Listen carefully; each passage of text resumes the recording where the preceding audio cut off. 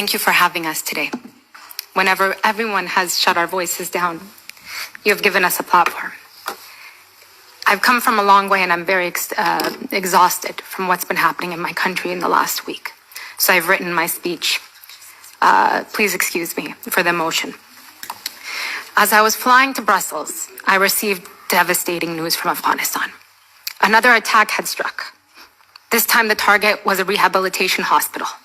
More than 400 people have been killed. More than 250 people injured. These were not fighters. They were patients. They were doctors. They were families. People who had already suffered injuries from years of war and were trying to rebuild their lives. And once again, the victims were not terrorists. They were civilians.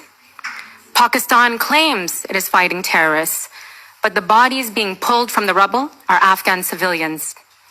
This tragic pattern is something Afghans know too well. In my paternal province of Paktika, in the district of Barmal, similar strikes have taken place under the same justification that militants were being targeted. But I know the families who were affected, entire households destroyed, children buried, villages shattered. Each time the explanation is the same. Terrorists were the target, yet the graves that are dug belong to civilians. For 40 years, Afghanistan has buried its children while the world debates strategy. I come before you today as a member of the Afghan parliament in exile, where I represented the Kuchi people. The Kuchis are one of Afghanistan's oldest communities, nomadic pastoralists who have moved across the country for centuries, connecting regions and tribes across Afghanistan. Communities like ours understand something deeply.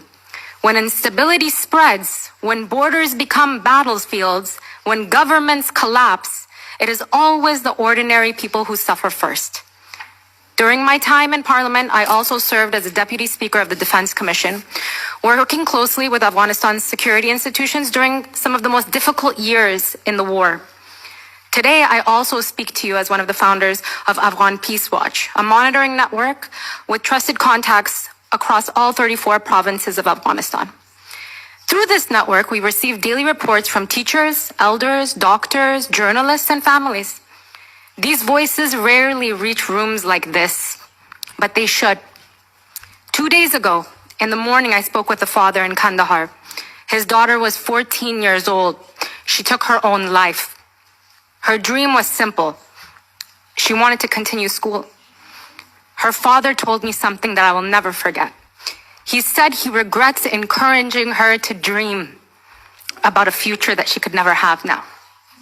Because now she understands that future had been taken away. He hates the Taliban, but he cannot say that publicly. In Afghanistan today, even grief must remain silent.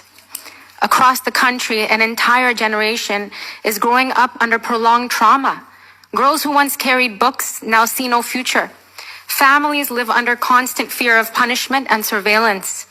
According to the United Nations, the Taliban have issued more than 80 decrees restricting the rights and freedoms of women and girls since 2021. Girls are banned from secondary school and universities. Women are banned from most employment. Women are banned from parks, gyms, and many public spaces.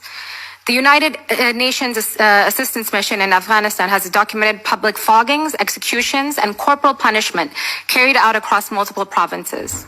These punishments are not only about enforcing rules. They are meant to break the spirit of an entire society. But Afghanistan's suffering does not stop within its borders. According to UNHCR, more than 1 million Afghans have been forced or pressured to return from Pakistan since late 2023, with hundreds of thousands more forced back from Iran. Many of these families lived in those countries for decades. Even Afghans carrying official UN refugee documentation have been detained, deported, or imprisoned. Women and children today sit in detention centers waiting to be expelled. Meanwhile, individuals internationally recognized as terrorists have long operated openly. Figures like Hafiz Saeed, founder of Lashkar-e-Taiba, and Masood Azhar, leader of Jaish Mohammed, are widely known names who are hand in hand with ISI generals today, walking freely. So we must ask a difficult question. Why are refugee families imprisoned while extremist networks are allowed to exist? And if we are going to speak honestly about Afghanistan's future, we must also speak honestly about its past. For decades, Afghanistan was turned into an arena of proxy warfare and militant networks.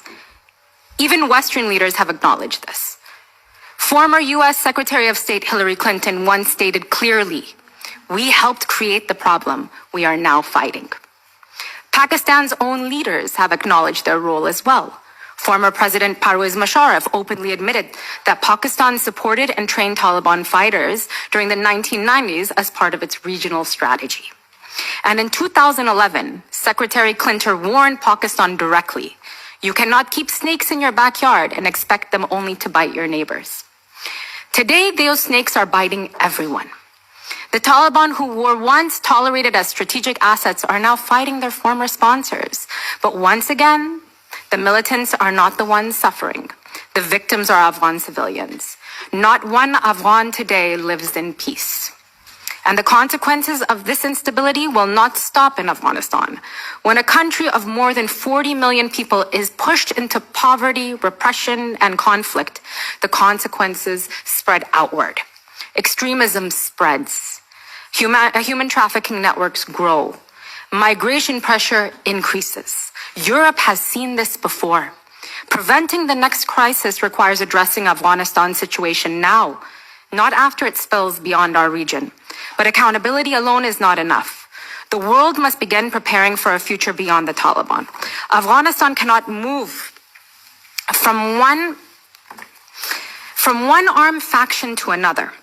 The Afghan people have lived through that cycle too many times. The future of Afghanistan must rest on three foundations. First, legitimacy. Any future government must come from free and fair elections, not the power of a militia or foreign intelligence services.